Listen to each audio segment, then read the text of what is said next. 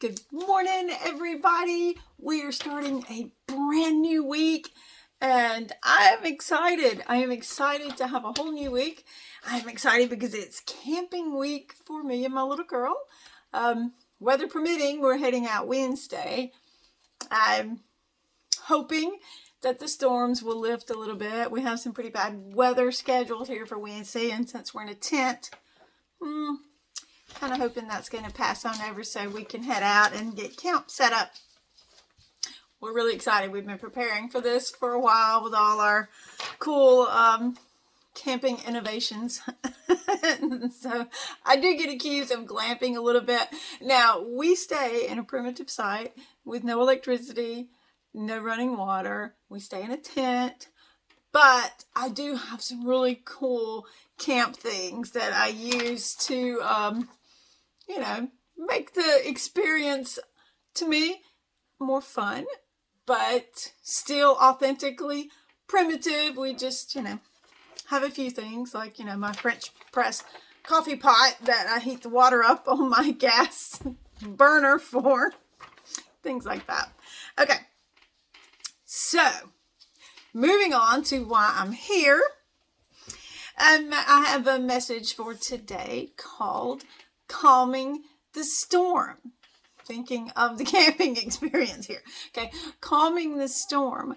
And this is brought about by some studying I've been doing in the book of Matthew. There's just so much good stuff. Matthew has just really been speaking to me over the last couple of weeks. It seems like no matter how many times I read the Bible, I always run across something that I forgot was there, or for some reason it wasn't emphasized when I read it before, and now it just really stands out, almost as if it's something new that's there. And so I get excited to just, read the Bible and reread the Bible, because it's just like a story that just never runs out of interesting things that go on. So it's great if you can say, hey, I read the Bible once, but read it again and again and again, because I promise you, you're going to find just little gems and little things that inspire you or speak to you that maybe you didn't notice in other times. So this message is called Calming the Storm, and it comes out of Matthew, as I said. The first verse that I want to read, or the first little, I tell you what, instead of reading it, I'm just going to kind of summarize it for time's sake. And this is Matthew 8:23 through 27. And we've talked about this before, but, excuse me, Jesus has been teaching and he's tired, and he gets into the boat and he lays down to go to sleep. And he's sleeping soundly, of course. But suddenly a violent storm comes up and is tossing the boat around. So the disciples get scared. And the waves are actually starting to come over the side of the boat. So, I would be a little, concerned too. I mean, I don't know. If I had Jesus in my boat, I'm pretty sure I would have no fear. But at this point, the disciples are getting a little worried about things, and they call out, Lord, save us. We're going to drown. Well, Jesus wakes up, of course, and his response to them is, you of little faith, why are you so afraid? Such a great response, and it just holds so much meaning. Moving on to Matthew 14:22 through 31, again. In this case, Jesus was wanting to pray alone. He wanted some alone time, so he sent the disciples ahead of him across the water. Again, the water is involved. And the wind and the waves, it's a common theme, but they were pushing the boat around. So Jesus started walking towards it, walking on the water. So when the disciples see him coming towards them, they get a little scared about that too, and they think it's a ghost. And Jesus told them, he said, no, take courage. It is I. Don't be afraid. So Peter takes this a little step further, and he says, well, if it's really you, tell me to come to you. Now, I'll be able to walk on water too, right? And Jesus says, come. So he steps over the side of the boat and he heads towards Jesus. I can't even imagine being in this position and being able to just step over the side of the boat and just physically walk towards Jesus being right there. But so he's walking along and everything's going good. And then all of a sudden he starts looking around and he sees the waves. He feels the wind. Maybe his hair is blowing a little. But in that instant, he takes his eyes off Jesus. He takes his focus off of Jesus and he begins to sink. So he cries out, Lord, save me. And of course, Jesus reaches and he takes his hand. And again, he says, you of little faith, why did you doubt? So in both of these cases, the disciples were doubting, and it had to do with the water and the winds and the waves. And it just made me think. It made me really think about our lives and how water is like the all-consuming sin. Water, if you fall in water, it consumes you. It comes all around you. Every part of you. If you fall into the water, every part of you is drenched, right?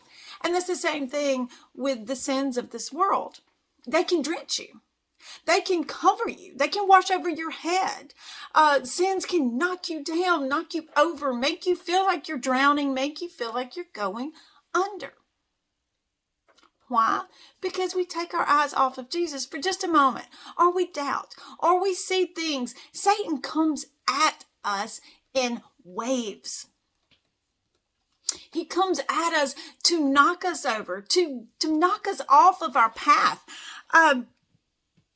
He sends, to me, the waves that Satan sends, sometimes, even when we think we're on the right path and we think we are focused on Jesus, Satan sends these little waves I call them what if waves. What if? We ask ourselves, what if I'm not good enough? What if there's not enough money?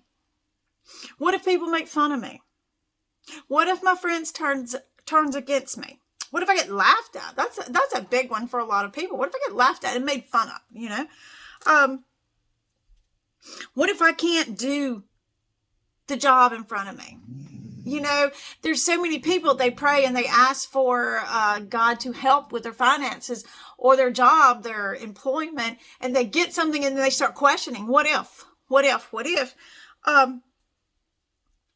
And all of these what if waves are designed to knock us off our feet. Just like Peter, they're designed to cause us to sink and to doubt and to lose focus on Jesus. But for every what if that Satan throws at us, Jesus has an answer in the Bible. He has scripture that combats the what ifs. In Matthew 6:25 through 26, Jesus tells us not to worry about our life, our food, our drink, our clothing, our shelter, none of these things. Now, I'm not saying you quit your job and stop worrying about paying your bills or stop doing the things that you have to do to survive. But I'm saying when you put your faith in God, when you trust God, when you have tunnel vision, the what if waves, all the sin of the world, it cannot knock you over. And if it can't knock you over and you don't take your eyes off God, you don't sink, and therefore you are not consumed. When I think about all this, and I think about how easy we get distracted, how easy,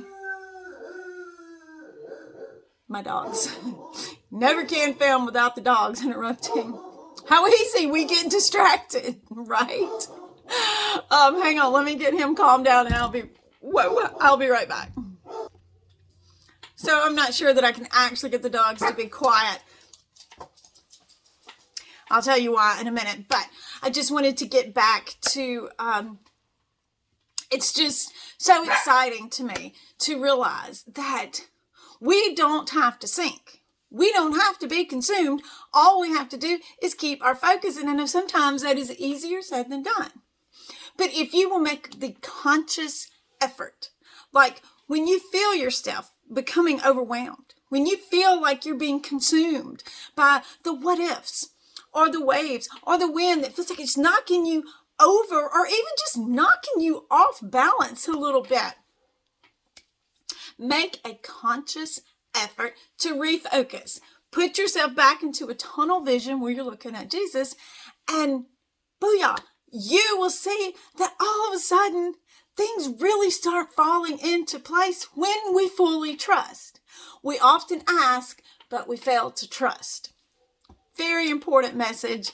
And I'm running out of time. My dogs are barking because I'm driving a U-Haul truck today. Crazy story, but I posted why on my Facebook. So go check it out, and I will see you guys later.